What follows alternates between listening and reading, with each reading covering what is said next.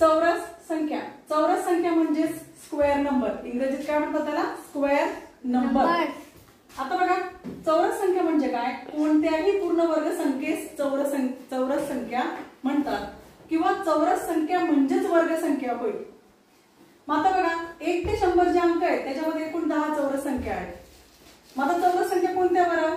बोला बरं. 1 4 9 16 25 36 49 64 81 100 या चौरस संख्या आहेत. या काय? चौरस संख्या.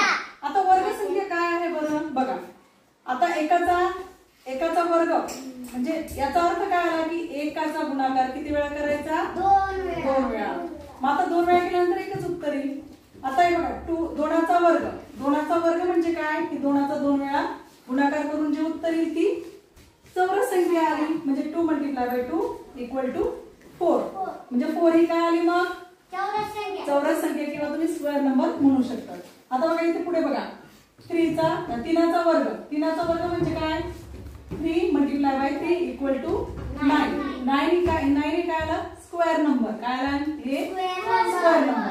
मग आता बघा 5चा वर्ग 25 आहे म्हणजे काय की 5चा असा गुणाकार केला आपण.